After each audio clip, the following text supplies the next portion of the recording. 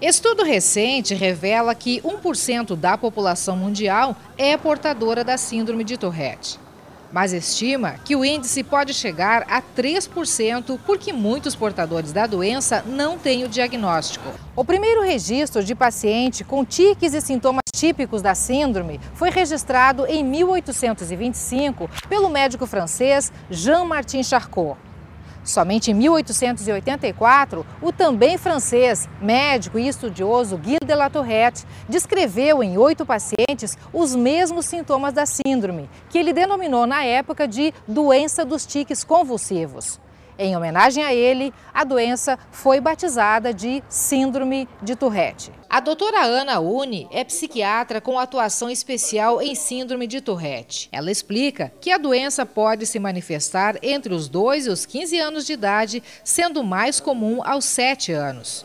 Os sinais podem ser tiques como piscadas de olhos, caretas, pigarro e fungadelas, entre outros. 20% das crianças podem ter tiques sem que isso seja um problema.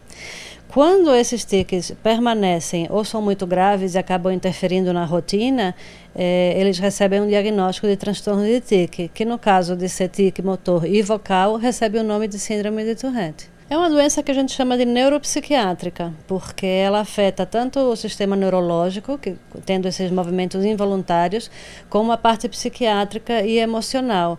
Mas se possuir 1 ou 2 tiques, o que é considerado normal, já chama a atenção das pessoas, seja em que idade for, imagine como é a rotina de uma criança com vários tiques em um ambiente escolar. O Albert tem 48 anos de idade e hoje retorna à escola onde estudou na infância para reviver a história. O jornalista começou o tratamento para controle dos tiques aos 35 anos de idade, logo ao ter o diagnóstico.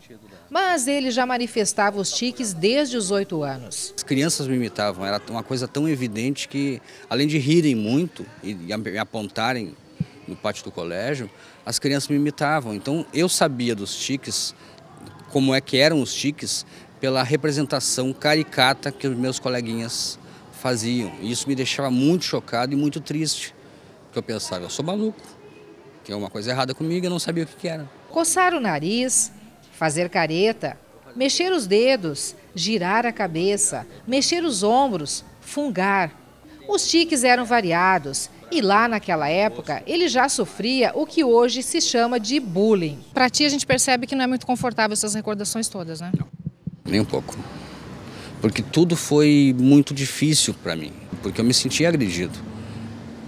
Debochavam de mim, me ironizavam, me apontavam no pátio. Eram poucos os amigos que concordavam em conviver comigo, porque sabiam que eles também iam ser apontados, os amigos do maluco, os amigos do tique-tique. Eu olhando o pátio aqui, eu fico me lembrando dos cantinhos que eu frequentava. Os cantinhos que tu te escondia? Me escondia.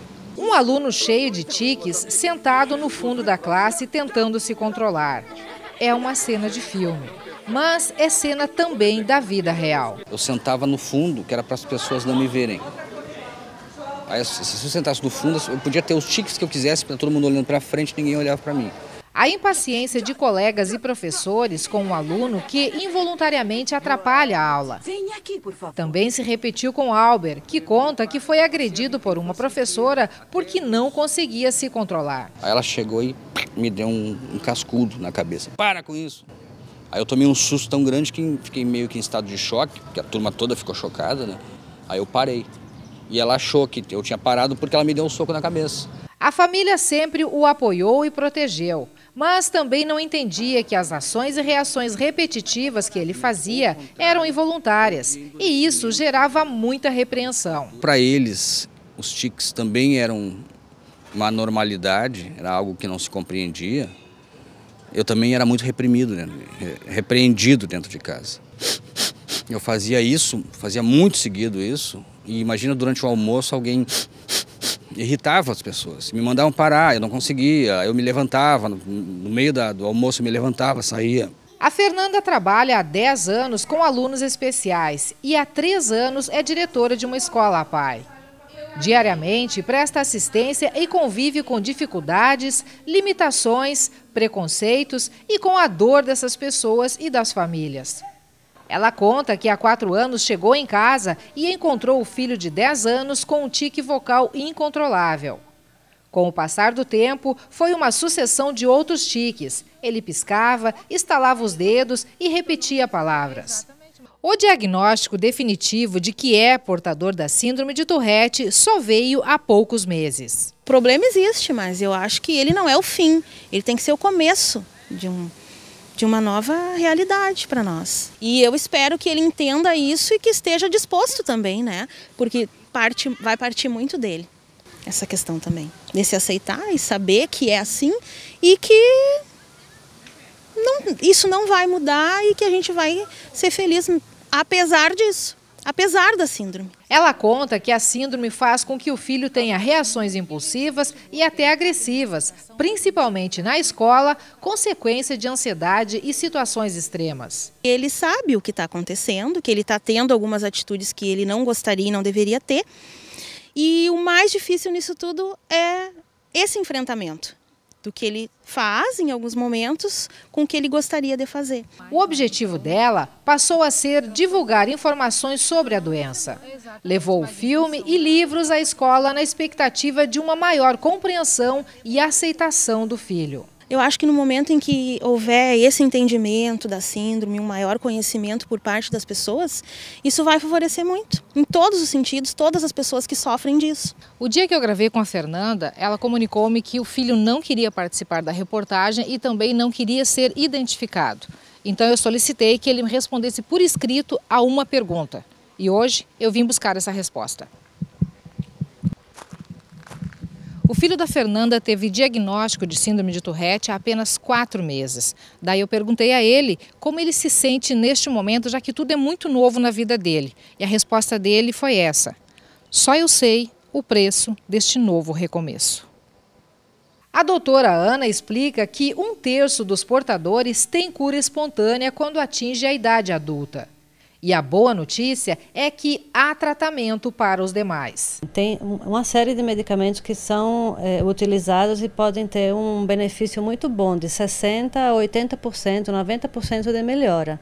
O ideal é que a pessoa consulte um médico que entenda do assunto para poder ver, no caso dele, qual é a melhor opção. Para se conseguir uma melhora dos tiques, pode se levar de 2 a 3 semanas ou até meses, dependendo da gravidade e da resposta da pessoa ao medicamento. Ela destaca que há uma grande mobilização pela divulgação da doença para que o conhecimento leve as pessoas a buscarem diagnóstico e tratamento adequado. A ASTOC, que é a Associação dos Portadores de Tourette e os Familiares, ela faz grupos de apoio, ela orienta famílias, ela recebe as pessoas, explica o que é Tourette e faz grupos de apoio, em que os parentes se juntam e discutem conta das suas experiências. No filme e na vida real, Brandi Cohen, mesmo com a síndrome, realizou seu sonho e se tornou um professor de sucesso.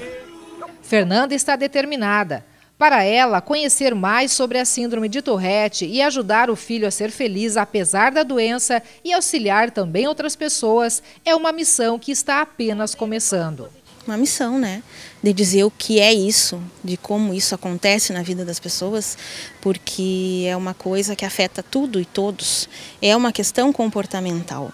Se quem convive com a gente não tiver sensibilidade de entender isso, não tem como conviver. O Albert não deixa por menos e faz da profissão que escolheu, o jornalismo, arma para cumprir uma missão especial. Eu encaro a divulgação da síndrome como uma missão de vida, a minha missão aqui na Terra. Minha família teme que me expor possa me fechar portas, mas eu penso que se uma pessoa estiver sendo ajudada por mim nessa minha exposição, já terá valido a pena qualquer prejuízo que eu tenha.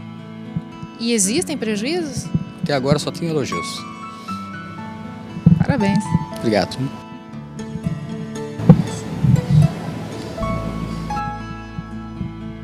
É um orgulho para mim falar, mas me emociona também. Porque eu vejo quanta gente está sofrendo sozinho. Eu só quero ser tratado como todo mundo.